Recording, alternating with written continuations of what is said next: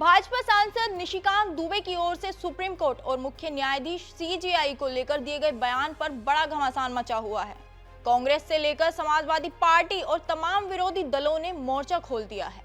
विपक्ष ने सरकार को घेरना शुरू कर दिया है तो खुद भाजपा ने इससे किनारा कर लिया है। जेपी नड्डा ने अपने एक्स हैंडल से पोस्ट कर लिखा है, भाजपा सांसद निशिकांत दुबे और दिनेश शर्मा का न्यायपालिका एवं देश के चीफ जस्टिस पर दिए गए बयान से भारतीय जनता पार्टी का कोई लेना देना नहीं है। ये उनका व्यक्तिगत बयान है, लेकिन भाजपा ऐसे बयानों से ना तो कोई इत्तेफाक रखती है और ना ही कभी ऐसे बयानों का समर्थन करती है।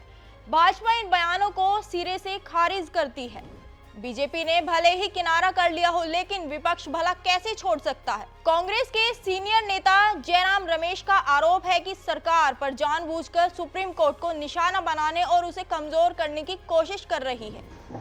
सुप्रीम कोर्ट के जो अधिकार हैं, संविधान जो अधिकार देता है सुप्रीम कोर्ट को, उसको काटने में, उसको कमजोर करने में लगे हुए हैं कि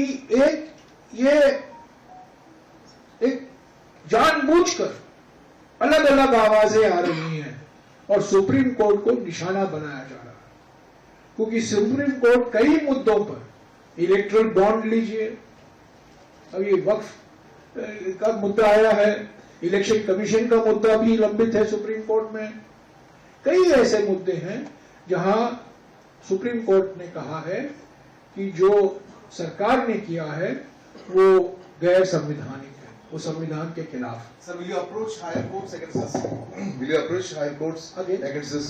जयराम रमेश ने इलेक्टोरल बॉन्ड जैसे कई मुद्दों पर सुप्रीम कोर्ट की सरकार के फैसले को असंवैधानिक बताने का भी जिक्र किया है। इन मुद्दों को लेकर आम आदमी पार्टी के नेता सौरभ भारद्वाज की भी प्रतिक्रिया सामने आई है।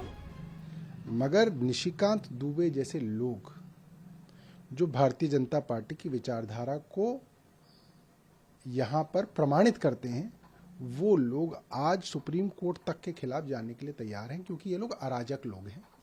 इन लोगों की आस्था न संविधान में है, न सुप्रीम कोर्ट में है। इन्होंने देश की तमाम संस्थाएं, चाहे वो सीएजी हो, चाहे वो सीबीआई हो, चाहे वो ईडी हो, चाहे वो रिजर्व बैंक ऑफ इंडिया हो, चाहे वो इनकम टैक्स डिपार्टमेंट हो, सारी संस्थाएं ध्वस्त कर दी। तो वहीं समाजवादी पार्टी के नेता जमकर बरसे हैं। भारतीय जनता पार्टी अपने सांसदों के माध्यम से देश की न्यायपालिका पे दबाव बनाना चाहती है और फिर उन बयानों से किनारा करने का दिखावा करती है। तो समाजवादी पार्टी समझती है कि देश में न्यायपालिका सर्वोपरि है।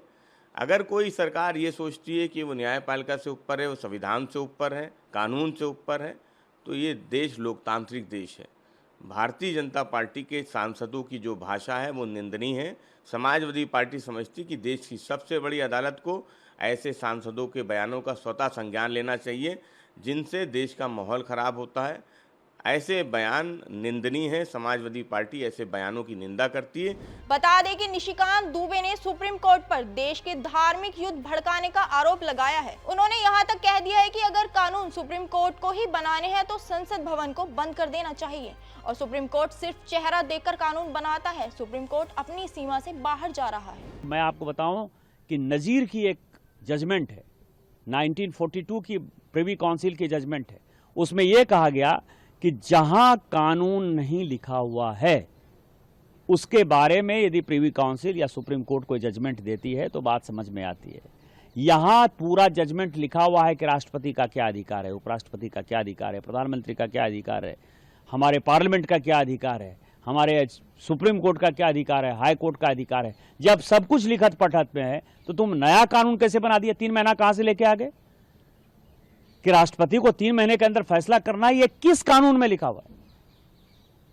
इसका मतलब यह है कि आप इस देश को एनार्की की तरफ ले जाना चाहते हो और एनार्की जो है इस देश में बर्दाश्त नहीं होगी। जब नया कानून आएगा, जब नया पार्लियामेंट बैठेगा, इसके ऊपर विस्तृत चर्चा होगी और फिर से नेशनल जुडिशियल अकाउंटिंग सिस्टम जो हमने NJAC बनाया था, जिसमें कि राष्ट्रपति का चुनाव कैसे होगा, प्रधानमंत्री का कैसे चुनाव होगा, वो तो संविधान में लिखा हुआ है। लेकिन आपके भाई भतीजावाद के आधार पर जज का चुनाव नहीं होगा।